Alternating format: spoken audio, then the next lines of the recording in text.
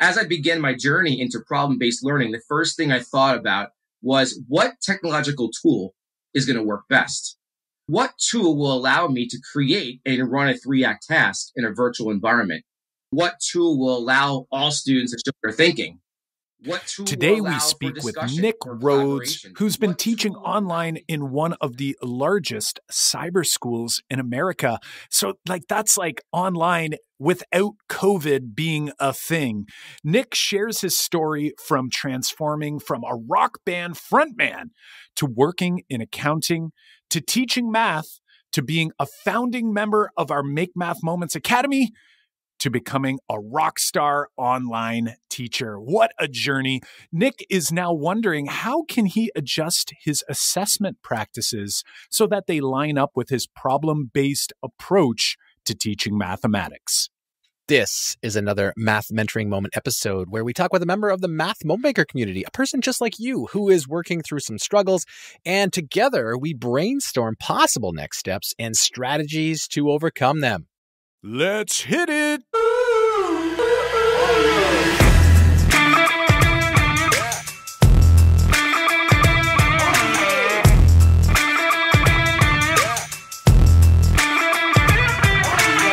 Welcome to the Making Math Moments That Matter podcast. I'm Kyle Pierce.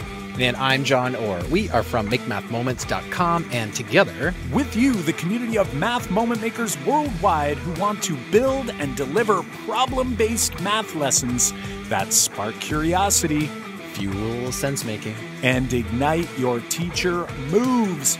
Welcome, math moment makers, to another Math Mentoring Moment episode where we get to dive into shifting our assessment and evaluation practices with our good friend from the Academy, Nick Rhodes. Yeah, and the conversation unfolds nicely because we have a really great transition story that Nick shares, and then we get right into how we can morph our assessment practices, but also change them so that it aligns with what we're doing in the classroom day to day. So let's just go right into it. Let's get into that discussion with Nick. Here we go. Hey there, Nick. Thanks for joining us here on the Making Math Moments That Matter podcast. How are you doing today? I am doing fabulous. Good morning, guys. Thank you so much for having me on the podcast. Every Monday morning, I usually go for a run while listening to a new podcast episode. But today, a little bit different, however, and I'm here with you. I'll have to check out this week's episode later on today. Hey, Nick, I got my run in this morning. I don't know. Why didn't you get yours in still? Come on now. I did not get one this morning. I slept in till 6:30. There you go. True. Awesome stuff, Nick. We are excited to chat with you about all the things that you're doing in your classroom and something we can help you with. But to kick things off, can you tell us a little bit about yourself, where you're coming from, how long you've been teaching, what's your role in education? Awesome. So I'm originally from Central Long Island, approximately 50 miles east of New York City. In 2005, I moved to Pittsburgh, Pennsylvania, where I currently reside with my wife and 2 daughters. And a little bit about my teaching story or journey. Back in September of '99, I attended Stony Brook University, which was a local university about 10 miles from where I grew up, and was originally interested in enrolling into their teacher education program. I was always good at math, supposedly. Loved to problem solve. I was doing Sudoku puzzles as a kid. I was always paying attention to how teachers taught each class differently. So I thought it would be a good career for me. However, when I found out that I needed to take a public speaking class in college, I decided to go a different route. I asked myself, what career could I go into that doesn't require any public speaking? You do math every day, at least at the time. That was what I thought I was doing. You engage in critical thinking and you play with Excel spreadsheets. You guys guess what career I went into. Oh, fantastic. I'm loving it. Don't keep us in suspense. Come on, the learning journey. Let's go. The hero's journey curve. Let's go. So it's accounting. Yes. So I went to school to be an accountant. You play with spreadsheets. You engage in critical thinking. You do calculations. So that was kind of where I decided to go as I started my career in college. So So after finishing up my general studies at Stony Brook University, I transferred to Long Island University, which is the eastern part of Long Island, pretty close to the Hamptons. And I enrolled in their accounting program. So I graduated from there with an accounting and finance degree in December of 2003. And upon graduating, I was offered a job as an auditor working for an international firm. After 2 years or so, I burned out. I was working 70 plus hours a week. And I said to myself, okay, I think I'm meant for something bigger. But at that time, I was not sure of what that was. So prior and during those years working in the accounting field, I was singing for a Pearl Jam tribute band based out of New York City. And just a bunch of guys playing music for fun, nothing serious. But then eventually the four members of the band decided that they were going to write original music. And the tribute thing started to fade away. So I decided that I wanted to continue the tribute thing. So I began searching for Pearl Jam tributes in the United States and eventually stumbled upon a Pearl Jam tribute band based out of Pittsburgh, Pennsylvania, that was looking for a lead singer. So I applied for the position. I flew to Pittsburgh for an audition. And long story short, I was hired and moved at the end of 2005. And once I moved, I found an accounting job that paid the bills. But most of my focus was on the band and touring. So band and touring was more important to me than the accounting at that point in time. But here's kind of where I'm going with this. It wasn't until after 30 shows or so that I realized what that something bigger was. And it was to be a math teacher. It was the experience of being a front man that allowed me to overcome my fear of public speaking.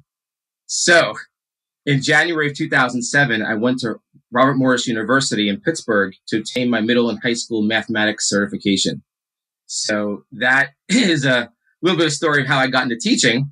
So then in October of 2008, I was hired for a long-term sub position as a high school math teacher, teaching algebra and consumer math for a local school district. And after that assignment ended, I was offered a position as an adjunct instructor at Kaplan Career Institute, teaching numerous accounting courses and a Microsoft application class. I was there for about a year. This school was doing some internal restructuring, and I was worried about losing my job. So I decided to apply to local school districts, including a cyber school, for a teaching position. In early 2010, I was hired at a cyber school here in Southwest Pennsylvania, and as an academic advisor, basically a guidance counselor, if you might say. And then it wasn't until 2015, 5 years later, that they were hiring a bunch of math teachers due to the increase in student enrollment. So I applied and I was hired in August of that year. The last 5 years, I've been teaching Algebra 1. And this year, I am teaching pre-algebra and business math. So that is my teaching, my story getting into mathematics education. Well, I'm telling you, first off, what a journey. But there's one part of this story I want to get a little clarification on. I'm picturing Eddie Vedder or someone who's being Eddie Vedder on stage. And through that process, you realized your true calling to be a math teacher. I want to know more about that. And actually, and I'm sure you know this, Nick, from being a part of the Academy and also listening to many previous episodes, I had a little stint growing up in a band as well. And now I'm going to go back and I'm going to start thinking like John, like maybe that's where my calling to be a math teacher happened. And I just didn't realize it at the time. Maybe you can help me out with that, Nick.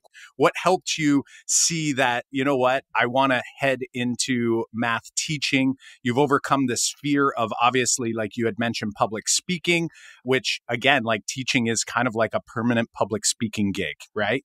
So what happened there? Where was the click? And then we want to dive a little deeper and go back to your own experience in the math class. I think, and even the story of Eddie Vedder and Pearl Jam, watching some of their early gigs, listening to him sing, you can tell, like at the time, in the beginning of the stages of singing, you know, in front of people, you knew he had a great voice, but he wasn't into it. Like, I felt like he had a lot more to provide in his vocal. And I think it was a year or two later, once he started to become more comfortable in his own shoes and realizing, okay, like I have a lot of emotion to provide here. I need to give it my all. And I started noticing a difference in his voice. It became more powerful. You can feel the lyrics. You can feel the emotion. I kind of relate to that in my own experience as being a frontman, just starting out, like being nervous. You know, my first gig was on Bleecker Street in New York City at a place called Kenny's Castaways. It was like a hole in the wall. The ceiling was coming down. The stage was like probably 5x5. It was a very small stage. And I remember my first performance, how bad it was. I remember how nervous I was. I forgot the lyrics. But I think being vulnerable, which is extremely important, made me better. Like I sat there and I watched the video of myself performing and I said, okay, this was not good. I wasn't wearing the right clothes. I was off pitch. I forgot the lyrics. I wasn't making eye contact with the audience. It's just a mess. And I said, okay, I can do one of two things. I can just say, you know what? I'm done. I'm going to wrap this up and do something else. Or I'm going to learn from the experience and I'm going to get better. I'm going to work on these things one at a time. And that's what I did. I just worked on getting better in all aspects of performing. And over a couple of years, I started to find myself. I'm like, okay, I have conviction. You can hear me sing the songs. You can relate to the lyrics. I'm performing to my best. I'm giving it my all. I think it's over time where you start to feel like, okay, this is what I'm supposed to be doing right now. I'm supposed to be performing these songs. I'm going to do. And that's exactly what happened. I just got better and better as the years got on and got more comfortable. At that time, I realized, I don't know what show it was or if it's a show at all. It could have been just, you know, I'm sitting there in my house or just thinking about performing. And I'm thinking to myself, you know what? I think I'm now ready to quit my accounting profession. I wasn't having fun. I didn't enjoy my career. So maybe it's now time for me to experience what I really want to do is become a math teacher. I think that's where I just decided to go for it. And I remember in my public speaking class in college, I did very, very well on my first public speaking assignment. And I go back to my experience as being a lead singer of a band. And now with COVID and all, we're not performing much anymore, but I do practice that behavior on stage. Even though I'm not there, I do it in my own house to make sure that I'm still giving it my all. So that's kind of my story there.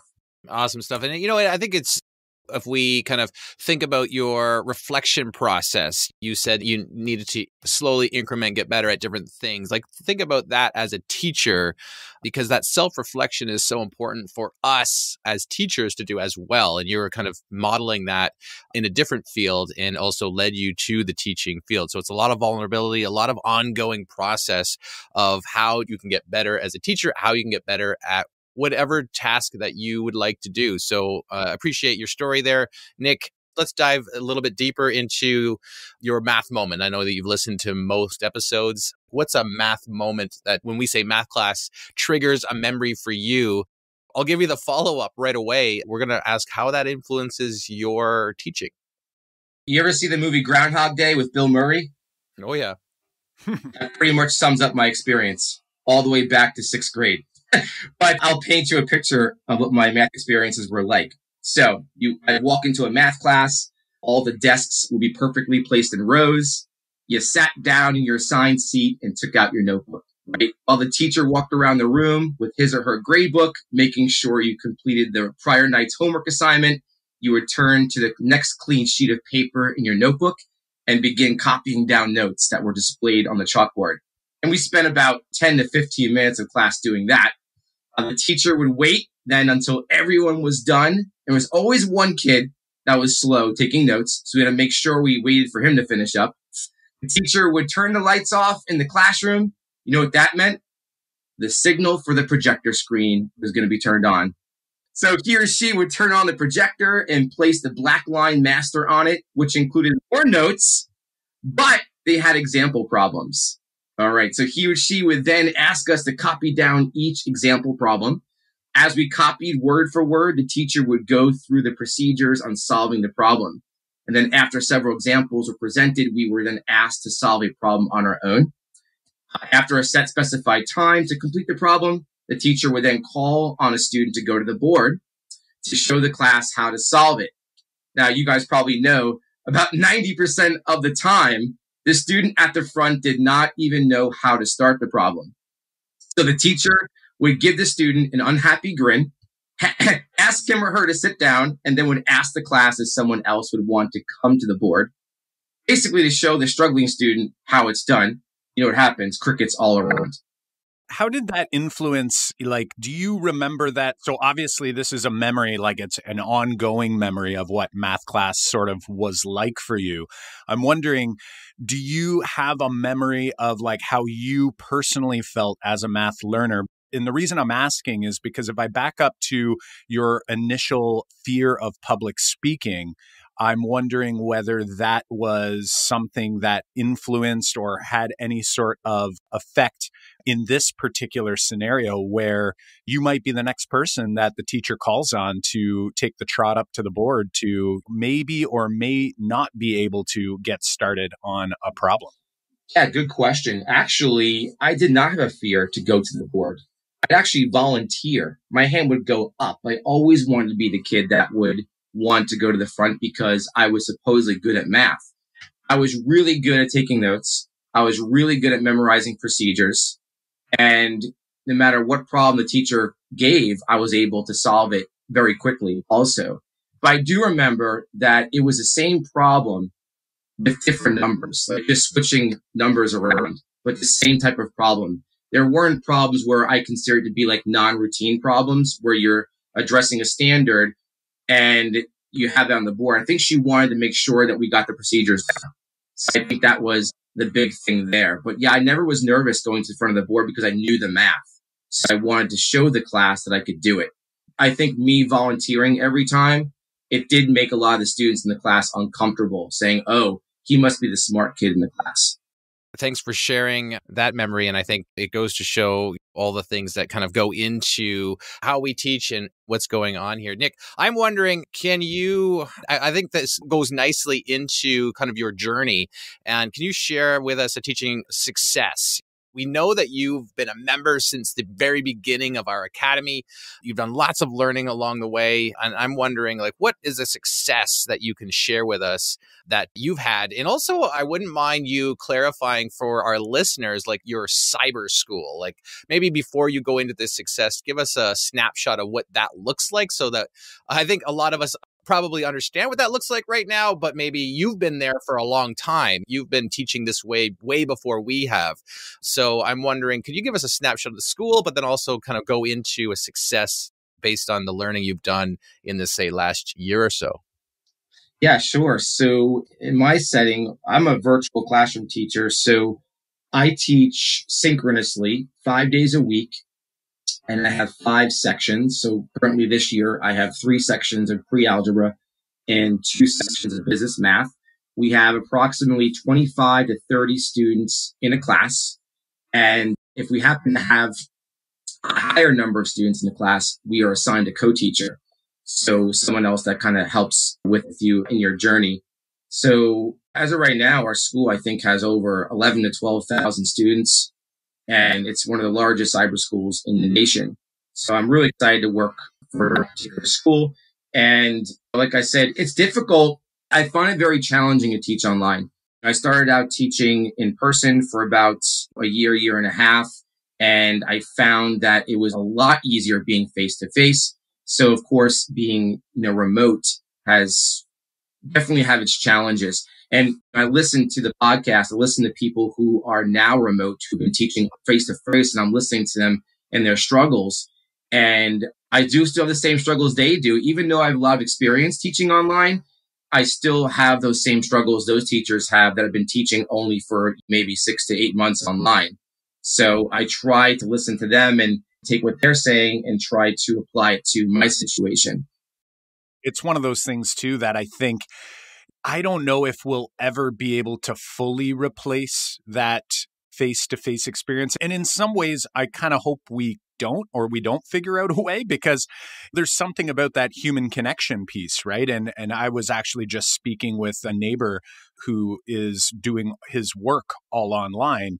And now his company's talking about going completely virtual and only meeting once every quarter. And we were just discussing some of the negative impacts of doing something like that, just that lack of human interaction. So, in some ways, I think We don't necessarily want to stay online forever necessarily. And in some cases, I think there's students that really benefit in that learning environment. So having that option for them is really good. But I think it's still going to have the many challenges that we're experiencing along the way. And I guess trying to figure out how we can do that best is something that we'll all continue to work on here together. And I want to go back to John's question here about a recent success. And actually, I'm wondering if you can kind of like maybe rewind back a year or two ago and sort of like help people picture where you were from a pedagogical perspective, from a content knowledge perspective, and then maybe share some of your learning along this journey and where you are today. Like, what does your classroom look like, sound like, say, 2 years ago? And what does it look like now? I also want to caveat here that we're not suggesting nothing's perfect, right? No one's class is perfect. So we're not trying to put that pressure on you. But what are some of the things that have changed that you're seeing and you're experiencing like a difference in how your students are learning and how you're able to facilitate lessons? Sounds great. I'm going to go back, if you don't mind, to my experience as a student, because it does relate to where I am currently. So I look back at my experience as a student, I couldn't help to think that this is the way math should be taught. I mentioned earlier about being taught in a traditional fashion, copying notes, going over examples, and then, you get the homework assignment, you get some time to work on it in class, and then it's the same thing the next day. So I'll be honest, my first 2 years as a teacher, I did the same thing that all my math teachers did. And I used to teach math based on how we learned it. So my first couple of years, I did exactly how I experienced it. After just 2 years, though, I felt like I was spinning my wheels. I asked myself, is this it? Like, I just use the same lesson for every topic year after year. It's done. It goes in the binder. It's over. I've done it. Yes. Success. It's done. My students are doing very well in class, but did that mean they understood the math? Were my assessments rigorous enough? Or was I just really good at programming robots? So I got a first glimpse of this when I asked a higher order thinking question in class one day, and students complained, saying that they couldn't solve it because this problem was not like the other problems they have done before. Show me how to do it. Yeah. My response was, we just learned how to do this. And they said, no, we didn't. And when they said that, I realized something. I failed my students. They didn't fail me. I had them believe they were good at math. And I said to myself, something has to change. And that is when I decided to do some research to find other ways of teaching math, getting away from that traditional approach of teaching. Well, guys, after some digging, I came across both your websites. I don't know how I found it. I was typing in like just math teaching strategies and it just popped up somewhere. So I went to John's website, went to Kyle's website, and I just looked at them and said, wow, like this is great. So I started looking through the 3-act tasks, and I remember saying to myself, this is what I need my class to be like. I need a hook, something for them to be curious about to get them into a problem. So I realized it was going to take a lot of time and patience on my part to understand how problem-based learning worked and then figure out how to make it work in a virtual classroom.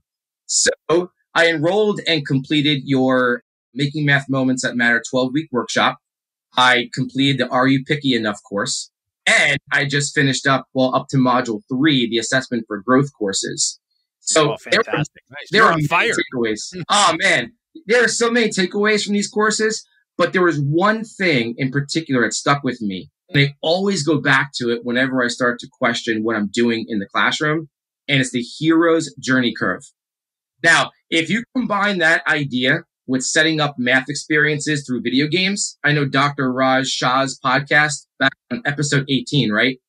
Mm-hmm. You put that video game design and you combine it with the hero's journey curve, you just created a powerful math moment for your students.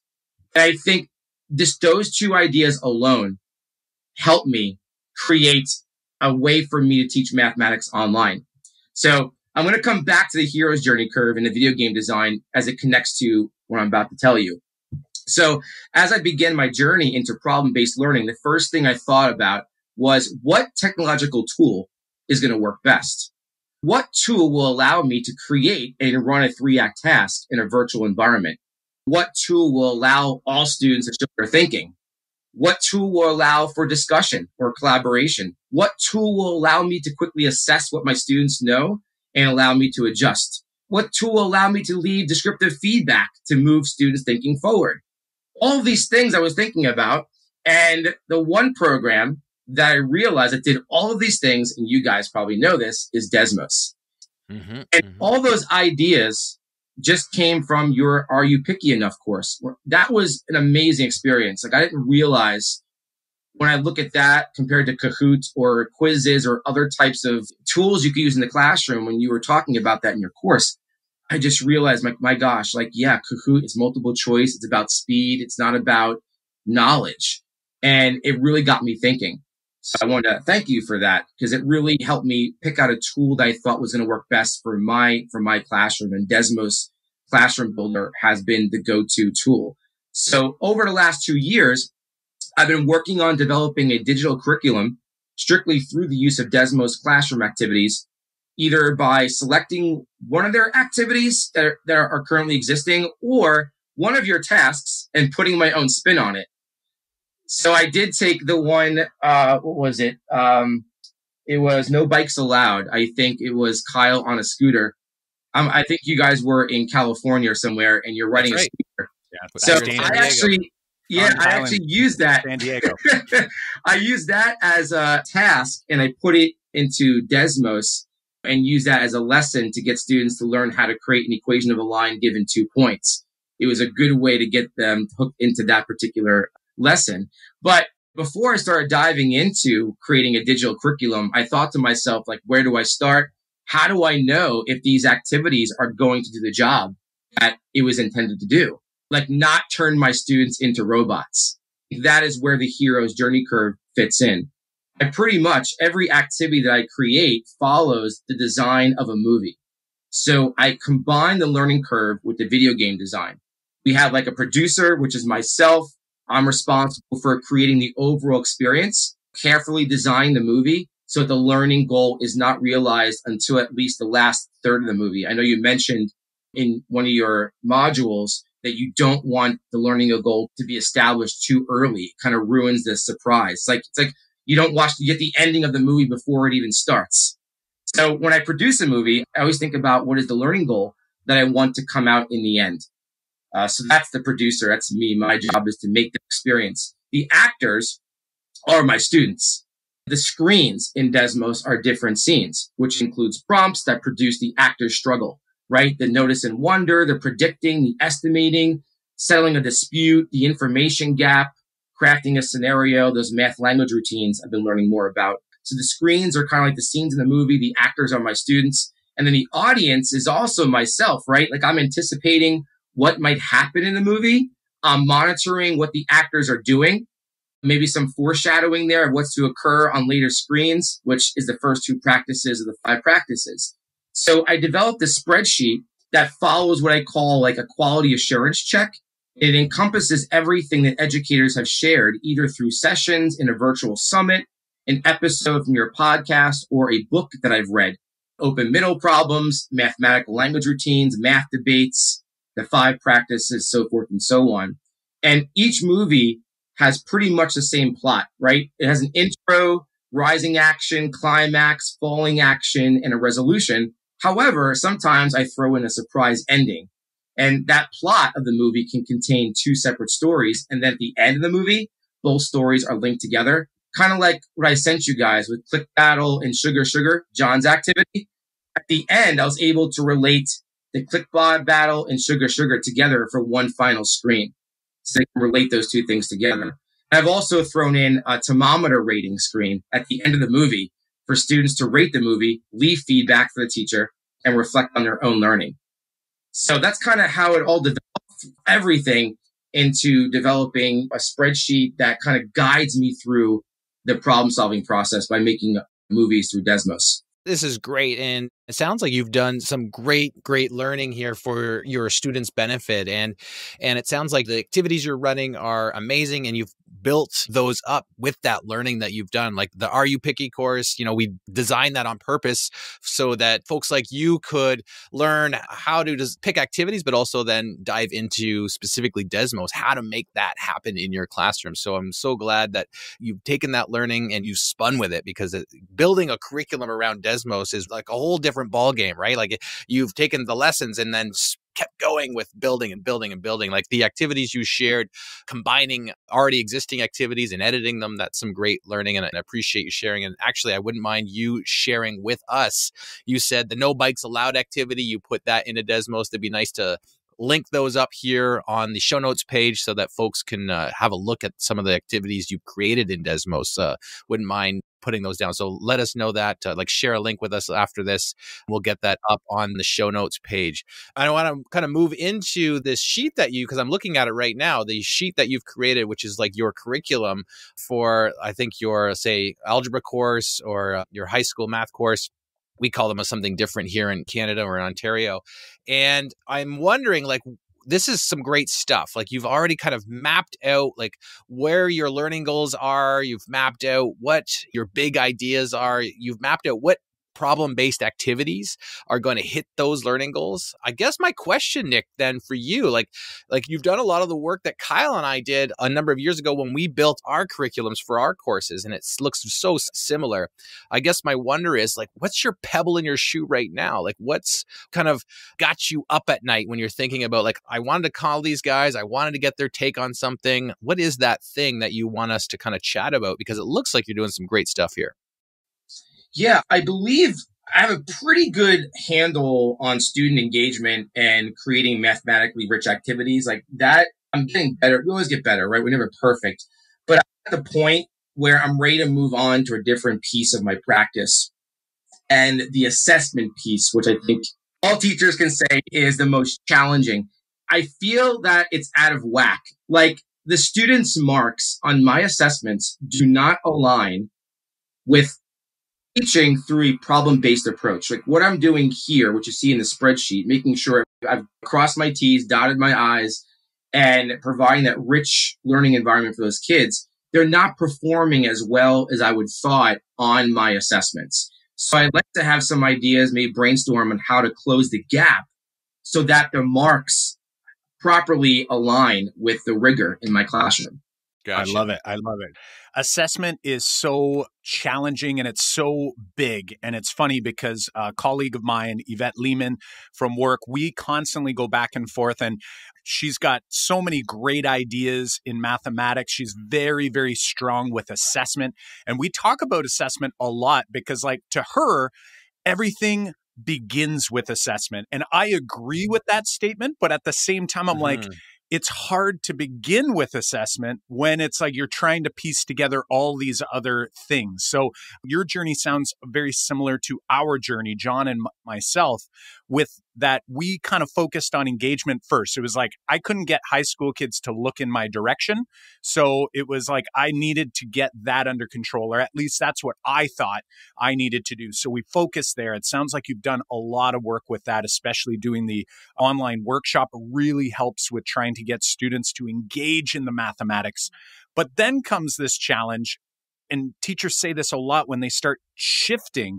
When you come from a scenario like you unpacked in your math moment, where the sort of traditional approach for many people looked and sounded like what you were sharing, this idea that the teacher would essentially pre-teach everything and then we'll just assess on that. That makes assessment really easy, right? Because it's here's the stuff, learn it, and I'm going to see if you learned it. And that is it. Whereas when you start shifting to problem-based teaching, things change significantly because now it's not simply looking for steps and procedures. There's more to it. So my wonder is if we can get a little more clear on what do those assessments look like and sound like right now? Because again, I see this all the time. And we were stuck here for a very long time where our lessons were like, we were helping our students see mathematics is like this, but then we were assessing in the same way for quite some time. So it's like students were getting kind of like conflicting messages.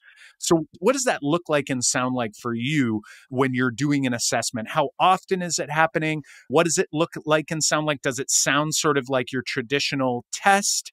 And where do you see those struggles sort of emerging when you're actually looking at these assessments and trying to figure out, hey, where do we go next? Yeah, sure. So what I'm currently doing, I guess it's called backwards planning. I create the assessment questions first and then develop the activity around the assessments.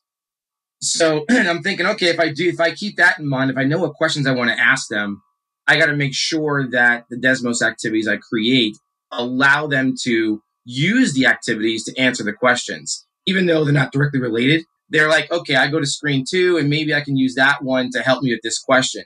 It's all about going back and using your, I guess, notes, because I use Desmos as notes for students as well.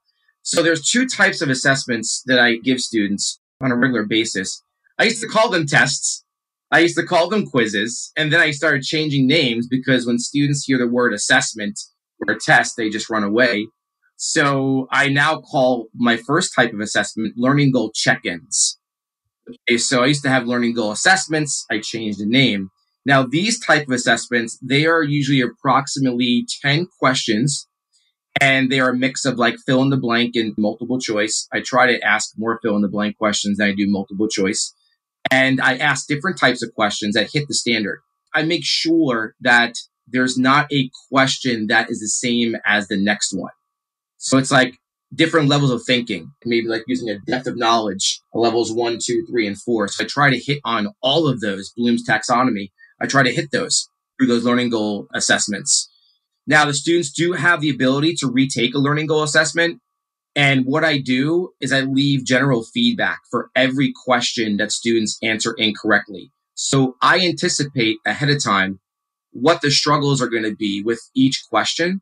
And then I leave feedback. So no matter how the student responds, when they click on the button to submit their learning goal assessment, they will see all the questions they answered incorrectly. But underneath each question, there's feedback for them to improve. Because feedback has been very difficult. We're having 125 students. There's no way I have time to leave feedback for every single question, for every single student, every single assessment. So I'm trying to find ways to push everybody forward, no matter what they did on that problem. So that's currently the first type of assessment. The second one are tic-tac-toe choice boards. So I'm a huge fan of students having choice when they are going to display what they know. So I give them like 9 different tasks and they select 3 that either create a row in a column or diagonal. And they show me what they know through different tasks. Maybe it's an open middle problem. Maybe it's a breakout room activity in Desmos, or maybe it's a retro game like Kurt Salisbury. He made up retro games in Desmos. So maybe I'll throw one of those in there from the complete, like a video game. Maybe it's being a teacher and scoring an open-ended response from maybe a standardized test. You know, they give a student a score and they have to explain why they give a student that score using a rubric. So I use Flipgrid also. I like to do explain to an alien, where like students have to explain to an alien how to solve an equation or how to graph a linear function. So I try to use different tasks and I fill them up with my choice board and give students the option to select what they want to do. And then I leave feedback based on what they produce. Right. Those are all great assessment strategies for sure. Like, I think that you are meeting the big ideas we shared in the assessment course, which is like assessment is supposed to be for learning, right? Like it drives learning. It's for promoting growth. And how can we promote that growth to our students, or how our students grow? Like everything that we do in assessment should drive that one focus. And I think that those activities are definitely doing that. And I guess I'm wondering, you're saying that your struggle right now, or your pebble in your shoe, is that those assessment results aren't matching what you're doing in class? Or is there some other like, hey, my standard assessment results aren't great and I need to fix those? Like, is that summarize what your struggle is? Or is it the assessment approach that you're taking with your choice board? Is that those that aren't matching up, or is it the standard stuff? Well, a lot of students aren't doing the choice boards. I wonder if it's because it's too much work, it may be too time consuming. There could be a gap in technological skills for some students, because I do have students who live in different parts of Pennsylvania. So I have students that could be in Philadelphia, out east. That could be students in north, south, and every school district has different, where they might have came from. Use of technology is different everywhere. So it's possible a lot of these students don't have the necessary skills to be able to download Google Slides and download it to PowerPoint and then work on it and upload the PowerPoint to the assignment. I don't know for sure, but I will tell you, I am looking for other ways of gauging their learning. And I was wondering if I could figure out a way through the Desmos activities to use that as summative assessment, like gauge the student learning growth over time. Maybe there's like certain screens I can look at and say, you know what? The students didn't do well in this assessment, but I can see here in this activity that they've grown from screen 1 to screen 20. And can I use that justify a mark that can replace their assessment score on, say, a learning goal assessment or a choice board? So that's what I'm kind of thinking about. Let me ask you this, Nick. Like, in a perfect world, if you had a magic wand, what would that look like for you? Like, if you could say, I'm going to, at the end of the course, create a mark for a kid, and that's going to represent their learning, what would that like perfect magic wand world look like for you, especially in an online world? Because I think this is an important question, because I think everyone right now is trying to wonder, how do I give assessments, or how do I give a mark to students that I don't see face to face? I'm wondering, like, what would your perfect world look like if you could say, this is the mark at the end, and how did I get there? I would love to create a digital portfolio. That is something I think is the answer, is having the learning be captured throughout the course of the school year. But unfortunately, with the way our school is, we need to report grades almost on a weekly basis. Like, there has to be marks in the grade book. Like, I can't just leave feedback and have a grade book be open. So I need to put marks in there. So if I had the choice, I would have one grade and it would be the portfolio, and just updating the grade as students are learning through the course. I'd like to still do that as part of the grade, but it's like, okay, you have all these assignments, say 15 assignments in the grade book, and you have all these learning goal assessments that are based out of 10 points. And then you have tic-tac-toe boards that might be worth a little bit more. Is it too much now to add a portfolio as part of their grade at the end of each quarter? So try to do, after 3 learning goals have been, we talk about 3 learning goals, I then create a tic-tac-toe board. So I'm wondering if I could do that, because I need to have a certain number of marks in the grade book as students are going. Because we have guidance counselors that they contact these students every couple of weeks to report on their progress to parents. So that's kind of the struggle I'm having right now with that. Are you feeling like the marks that you're assigning, like that you're feeling like it has to be weighted the same for everyone in the group? Or how are you feeling about how the marks might vary depending on different students and where they are? Because the reason I'm asking is I hear this idea of, you're liking the idea of a portfolio, which we definitely love this idea. What about that do you feel is maybe holding you back, given the current situation you're in, where you have to have these marks reported pretty frequently? Are you worried about fairness, about equality, equity? Like, what piece is, I guess, holding you up on that? I guess I'm not too comfortable with changing marks in the grade book when I don't really know for sure if that's the score they should get. Like, for example, if you look at this upcoming learning goal is on slopes of lines. And I'm thinking to myself, okay, well, it's at 10 points and the student gets, say, a 4 out of 10. But then through the activity, through my movie, my Desmos activity, like, they are able to find the smallest slope possible given numbers 0 through 9. Like, they solved an open middle problem in Desmos and they found the smallest slope in the entire class. So to me, it's like they understood what the learning goal was, but it didn't reflect that on their assessment. So I say, okay, well, he had a 4. So do I replace that now with, say, a 9 out of 10 points? Like, I'm trying to figure out how to validate the score that I should give and change those marks throughout the course of the year. Because I have students that haven't done any assignments in my classes, but they are showing brilliant work in Desmos. It's like they have a 0% right now in the grade book, but like, I feel like it's my responsibility to somehow capture something they've done and put that in the grade book, even though they might be struggling trying to get their schoolwork done. Let me ask you this, Nick, because this is a common struggle Kyle and I both had early when we moved from, and I think this is where you are too, we moved from teaching that very traditional way, the way you described it here in this episode so far, to a problem-based approach. And then wrapping your head around, how do I give marks when I want these marks to also represent their understanding on learning goals? And I guess my question right now to you, just to kind of clarify where the struggle also is happening, is how is your mark book set up? Like, I know that you've done some learning in module 3 of the assessment course where we teach kind of like restructuring how your mark book looks, because that part is kind of the fix for us on how to kind of be comfortable with changing marks or having assessments be flexible throughout the year. So I'm wondering, what does your mark book look right now that's also preventing you from, say, this challenge you're having of kind of like, I'd like to change this, but I don't know if I should? Yeah, so we are using a learning management system that has been created for our school internally. So there's no Excel spreadsheet or fresh grade or anything like that. Our own grade book that we have to use. And it's set up traditionally, student name, each row, and then it has the assignments vertically, and then you put the scores in there. A lot of the assignments are graded automatically, so there's not much work for me to do when it comes to reporting grades.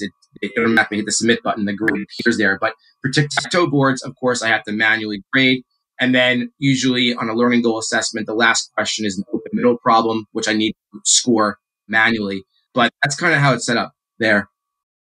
Yeah, when you say there are assessments, like I'm imagining this kind of chart, it's got kids' names down the left side, and then you've got rows and columns where you enter in marks across the top or the assignments. Like, do you get to put in whatever you want up top there as like, this assignment 1 it's my racing cars assignment, or it's my linear relations work, like, do you pick those, or are those set by your school?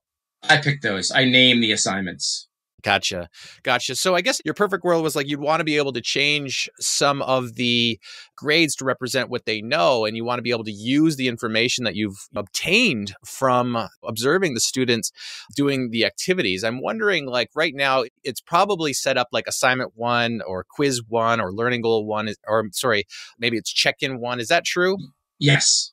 So I think when Kyle and I made this shift, what helped us is we moved to a standards-based grading approach, which we didn't have assignment 1 or assignment 2 anymore. We changed those titles across the top of that sheet to particular learning goals. So it would be like, I can solve 2-step equations, or I can solve a system of equations by substitution. Very like I can statements.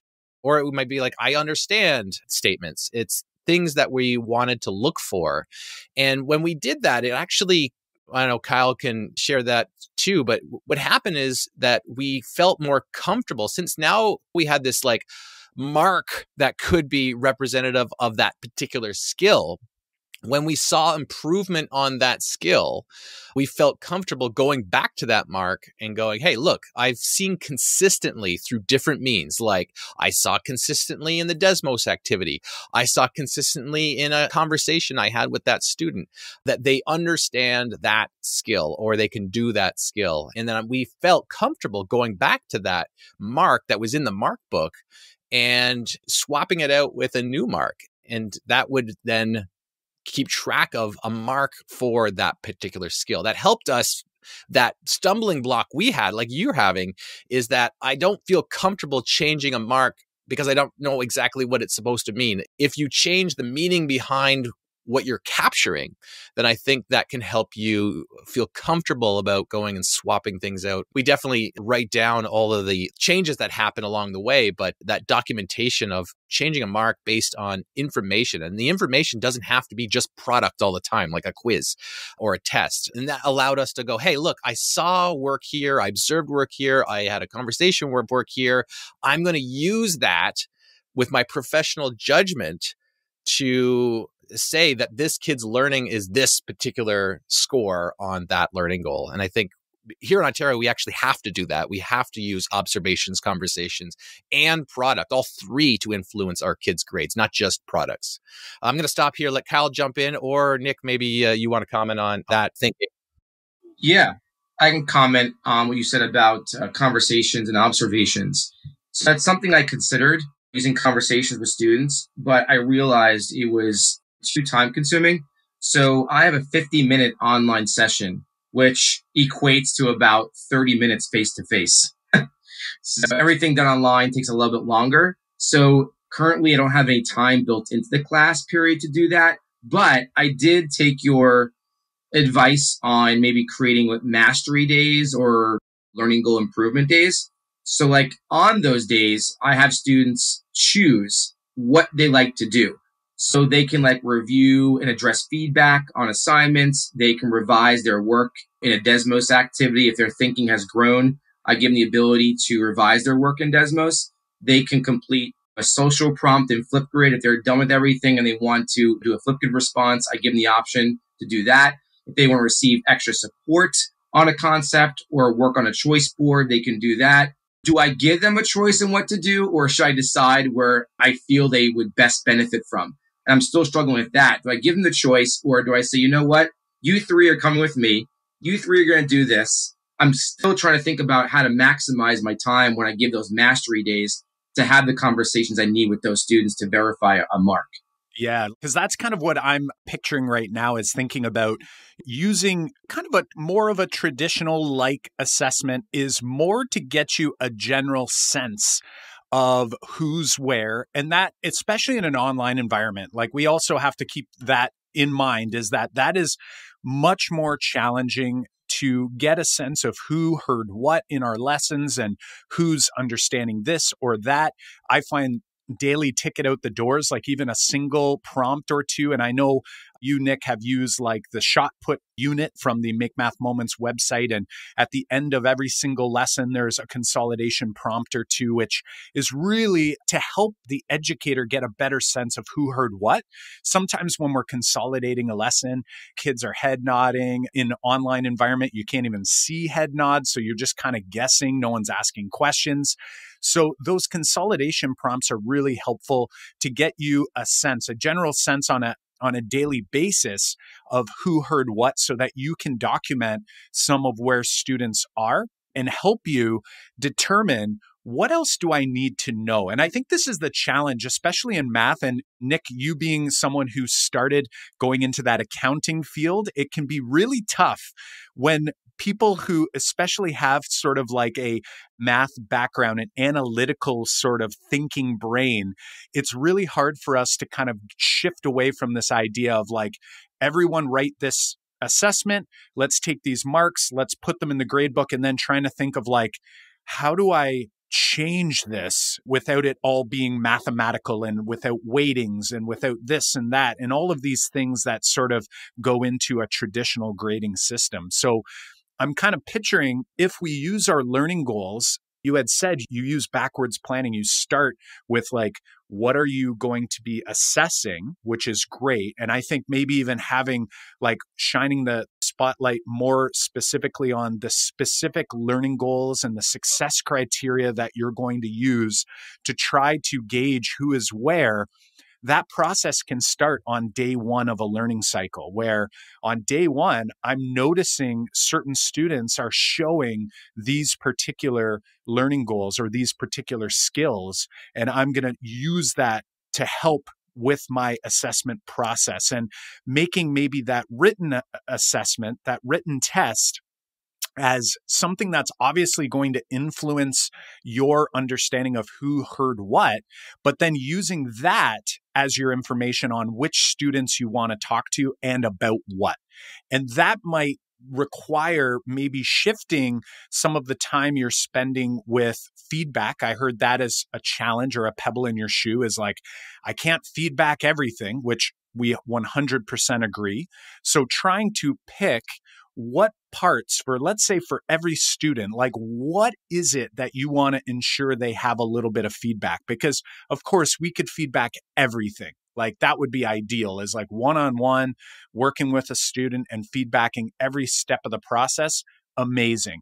Not really feasible if you're teaching 70, 80, 90, over 100 students in a day or in a semester. So my wonder is like, could there be a process? And I'm looking at your sheet as I'm spitballing with you here.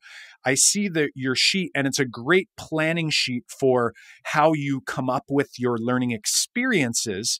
Now I'm wondering, is there a spot somewhere, whether it's on this sheet or maybe it's in a new sheet within this big collection of spreadsheets, where you're going to essentially be trying to track like which specific activities match which learning goals, and what little bits of information can I put down to help support my understanding of what each student knows in the classroom.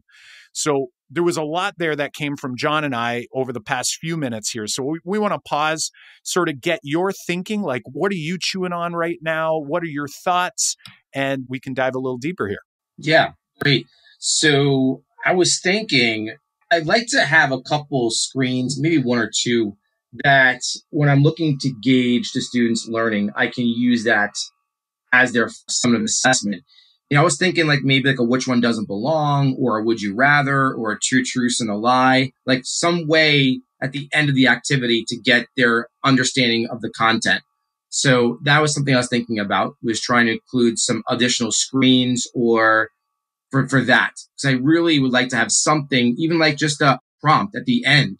Like you said, using a prompt to say, okay, here's a question. And depending on how they respond to it, that would at least give me an idea of what their current level of understanding is. And they can always update that response as they go through and address my feedback.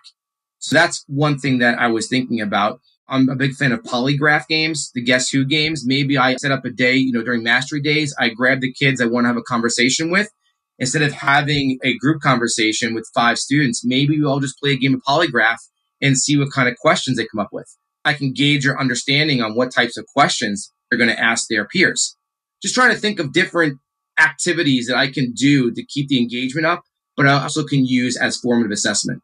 Those are pretty good ideas. And I'm wondering, like, as we kind of think about what some of the big next moves for you are and like what would be your next steps, because we've talked about lots of different things here about changing what learning goals go across the top of your grade book to different activities you can use in your classroom on assessment, or thinking about how you capture that evidence in, say, a different way, or smaller chunks is also a good thing to do. Like I used to have one big unit test or one big assessment that kind of captured lots of learning goals, and I moved into restructuring those quizzes or tests as one. Remember, that was one source of evidence that I used to help determine a grade. It wasn't the grade on the unit or the mark.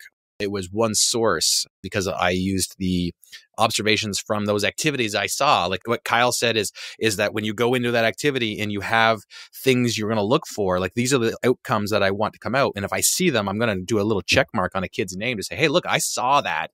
And I can use that to kind of shape that mark later on when I see that test. But the tests themselves or the quizzes themselves were a lot smaller than I used to have, because then I could gauge.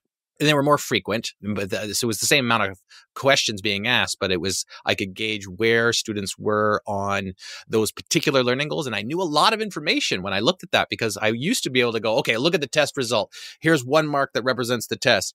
I know a kid's got a 60, but that didn't tell me a lot about the particular learning goals where I needed to help them the most.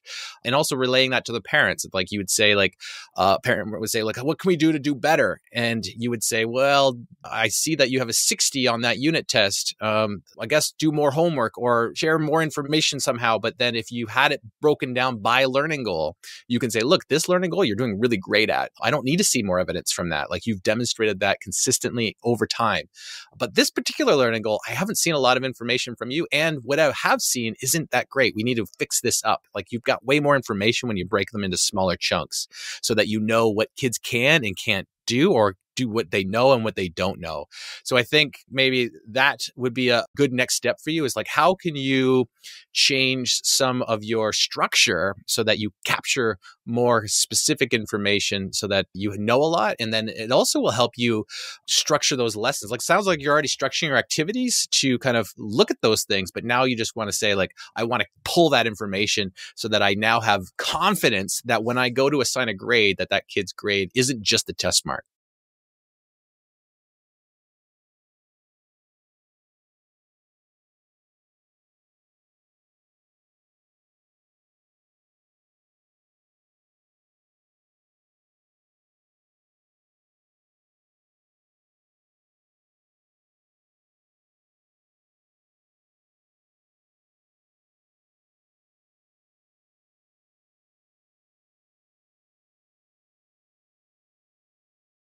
I wonder if the activities are a little bit too long, because sometimes it takes 2 to 2.5 weeks before we even establish the learning objective. So, that eats up a lot of time. So I might need to have some checkpoints in there so that I can be more specific on the goals. Because sometimes I have learning goal, 1, and I have part A, part B. So maybe maybe I should be more specific and make them smaller chunks, like you said. Like learning goal number 1 is focusing on just, I can find the slope between 2 points. Maybe learning goal 2, I can find the slope given a graph. Well, when I first went to that model, I had very specific learning goals, just like you're saying. So it was very specific look fors. But then when I kind of, after running a couple, semesters like that, I had, like 35 learning goals, which were 35 entries in the mark book, but which I was keeping track of over time, and which was manageable for sure. But what I found was it was more valuable to look at, say, a little bit, take a step back, look at larger learning goals, because then if I saw that the student was pulling the slope from this one and this technique, using this technique or this technique and this technique, it went into, say, one learning goal about, like, I can confidently find learning goals. It's like big overcomplicating things, right? Like where John and I think I went even like more specific than John did. We were kind of doing this together. We were creating our sort of path together, but we were doing things slightly differently. So we were kind of feedbacking each other. Like I had more goals and I found it just got too overwhelming, where now you had also mentioned like how hard it is to try to give feedback to every student on everything. And it's like, well, when you have all these learning goals, I felt like this need to feedback every specific piece, whereas it might still be okay to break them down into these smaller pieces, but then maybe bucket them a little bit, where when it's finding slope between 2 points given the graph, then it's like, okay, that's going to go in this bucket, which is like, we'll call it the slope bucket. And I can be more specific with students if I need to be, if I feel that it's necessary for a specific student, but I'm not going to do that for all students, if that makes sense, right? So it's like trying to help yourself stay organized. And then the other thing too that sort of popped into my mind as I'm reflecting here and we're chatting is just this idea that I found assessment to be a lot easier when I started thinking about mathematics from more of a conceptual standpoint. And what I mean by that is, if I'm fishing for procedures, even though I'm shifting to a problem-based lesson like you are, for many years, we were still looking for students to know steps and procedures. And what I didn't see was that students fundamentally, it was either they could memorize it or they couldn't. And there was this huge gap between it. And the only thing that fills that gap, or at least that I can see filling that gap, is conceptual understanding. And by looking and trying to look like, so when a student does struggle with slope, like what is it about slope that they're struggling with, right? It's not just a formula. It's like, do they understand what it is we're trying to achieve? Like, what is slope telling me about this context? Am I using enough context? That's a silly question for you, because I've looked through your sheet and you obviously are using very contextual problems, but just some things to kind of be thinking about in terms of like, okay, I'm doing these problem-based lessons. You also mentioned like if they go too long, especially without that post, right? That put a post in the sand every now and again to kind of go, okay, where are we at? Who knows what? Where are the struggles happening?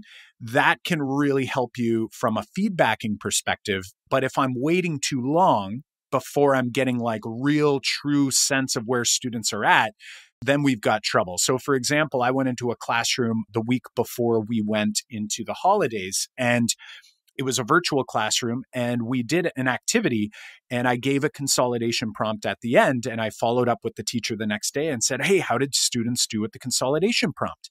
And the teacher said, well, the ones who handed it in did pretty well. I was like, well, how many handed it in? She said, well, about 8 out of 20. There was 20 in this class. It was a very small class for the grade level. And to me right there as an educator, I'm going, okay, like that to me is a huge red flag that if I wait 2 weeks before I find out that information that students aren't engaging in the consolidation prompt, then I can address that problem. I can touch base with the students. I can touch base with the parents, right? And say, hey, listen, like, I'm just checking in on a daily basis here. I'm not going to call every day, but I just want to let you know that so-and-so didn't submit anything. So the problem is, like, I have no feedback to offer. And that can be hard at first, but just to get students into this routine of constantly giving you something back. And it turns this idea of homework a little bit differently as well, where it's not about just hammering them with a ton of homework and some will do it and some won't. It's like, I truly want you to hand in this prompt or these prompts so that I can get a sense of where you're at. And it can be at a very high level. And it could be a pile of like, not there, getting there, got it. It could be just those 3 piles, and you just get a general sense so that you can quickly add it to your spreadsheet. Here's where these students are. And then as you get to like these more formal assessment process, like a test or a quiz or whatever it is that you're going to use, you've got all of this other information here helping. Because I think as educators, sometimes we work so hard to try to help students, but the problem might not even have anything to do with their understanding of math. It could just be that they're just not doing the work. And if that's the case, then that could cause some problems as well, right? So it's like trying to get a general sense, almost like a daily temperature. I know with COVID now, people testing their temperature every single day just to get a sense of like, where are people at and where are the students at as we're kind of making progress? Because I think of how much time I wasted feedbacking students that weren't putting in the necessary effort. And what I mean by that wasn't that they weren't worth the feedback. It was just the feedback was going to waste. So I was spending all this time trying to feedback, but I didn't realize the issue was that the student wasn't engaging with any of the feedback along the way. So I wonder if we can maybe chunk this down, use those learning goals to help chunk it down, and then almost have like a daily something that you get a sense. And it also might change students' perspective on like, oh, wow, like when students ask in our classes and they say like, is this for marks? Like that doesn't happen anymore because we're like, everything impacts your mark. Like everything you show me is going to be utilized to give you this grade at the end. And it's like, really, we shouldn't have to even say that. Like students, I wish they knew that all the work they put in is going to help them in the long run. But in reality, it's just like them knowing that we're constantly watching in order to help, not to hurt, like not to punish, but to help them, I think gives them a different sense of like why they're doing the work they're doing each and every day, instead of just like waiting to cram for that test or waiting for the test and just not worrying about it. Big ideas here. We're going to pause, get your response, and then we're going to talk about maybe some takeaways and maybe some next steps and get you rocking and rolling here on a Monday, because I know you've got that run is still in the tank for you, right? We'll see about that. Yes. Hopefully. But yeah, great information for sure. Just sitting here thinking about how to restructure the gradebook in a way that accurately reflects the students' learning over time. I watched a fresh grade module lesson you gave, John, and using those shapes and all those different colors and all that. I'm wondering if I can make something very similar to that, like in a spreadsheet, like maybe a tab to what I currently have, and then give a prompt. I don't want to say call an exit ticket because you don't need to do that every single day, but something, it could be in the beginning of the lesson, maybe in the middle of the lesson, just to give me an idea of where students are on that learning goal based on how far we've gotten so far in the Desmos activity. Like some kind of checkpoint. Like, when you're on a track, there's different checkpoints. I'm wondering if I can put something there, or maybe it could be something I do in the virtual classroom to get a sense of where students are responding in a chat note with me, or putting them in breakout rooms and they can do a prompt there. I can look at the work when class is over and put a mark or something in the Excel spreadsheet at that point in time, and just kind of keep up with that throughout the course of the year. And then, of course, I can then somehow combine those scores and put them into the gradebook in any way that I feel is good or correct in my opinion. And then also having those grades in there for the assessments as well, standing there, but not being the only thing that I look at when determining a final grade. So I'm thinking about all those things and trying to somehow make it all work. I do like using Desmos a lot because students, when they come to class, they love it. Like they always ask me like, okay, what are we doing today in class? We're going to do a polygraph today. So I'm wondering if I can use some of these screens to gauge your understanding and put a mark on and going from there. But that's a great advice there. And I got to start thinking about how I want to do that, but at least gives me a step in the right direction. Right. Sounds like you've got some great kind of next steps. And I know that we'd love to follow up with you in the future in a few months. And obviously, we're going to follow up with you in the academy as you're going. Like you've got your progress log. We can interact there for sure in the academy, but we definitely could follow up vocally here on the podcast in about 6 months near the end of the year when we kind of wrapped up 2020 and 2021 school year. But before we take off here for this morning, Nick, I'm wondering, like, how are you feeling right now after this call? Like you were coming in, wondering some stuff. We're going to go out. You've got some next steps to walk away with, but how are you feeling so far about your confidence level on doing those next steps? Yeah, I feel really good. I'm going to take my skills using spreadsheets and try to come up with something that's going to align with the learning goals, looking at the grade book, maybe having the learning goals up on top and being in more control of the grade book manually than having a computer give a score for a student. Just having more control over that and being okay changing scores based on students' progress. So I feel more confident doing that now. I love it. I love it. And I think always thinking about like when there's something you don't know about a student, what they know, understand, or can do, asking. I think that's always a good one. And then also opening that door for students to have the opportunity where you give them this grade. And if they know that this grade is dynamic, that it actually is trying, you're trying, like never will you ever come up with something that's the right mark for a student. There's no way to do that. It's like an approximation based on what you know. And by opening that door for students as well to say, hey, listen, this is based on what I know about you now. And if you think that there's some area that like, I don't know enough about what you know, understand, or can do in this math class, I want you to come and tell me. You can privately message me. We can set up a small group time, whatever it is. I want you to show me what you think I don't know about you right now. And that is going to influence this mark. And I find as soon as I open that door for students, it kind of changes the dynamic about like why we're doing what we're doing. You know, it's not just doing math class just for the sake of doing it. So, you know what, Nick, it's been a fantastic time here learning with you. John and I have been doing our best trying to minimize the length of episodes recently. We did a really horrible job of it today. So that means that we really dug into some really common struggles that we all experience in math classrooms. So we want to thank you a ton for taking the time for being a part of Math Moment Maker community, sharing your experiences with the online workshop and the assessment course in the academy and all kinds of great things that you've been doing. Clearly, you are following in the footsteps of Eddie Vedder and trying to continuously get better at your craft. So our hats go off to you for that. And I'm hoping that we'll be able to check in with you. Obviously, through the Academy, we'll continue to do so. But here on the podcast, maybe in 9 to 12 months to get you back on and see where you're at. That'd be fabulous. Thanks, guys. Awesome stuff. Thanks so much for joining us here, Nick, and we'll talk soon. You too. Take care, guys. Take care. As always, both John and I learned so much from these Math Mentoring Moment episodes as we try to remove those hurdles, those speed bumps, that pebble in your shoe from day-to-day math teaching. But remember, we don't want it to wash away like footprints in the sand. So make sure that you're reflecting on what you've learned.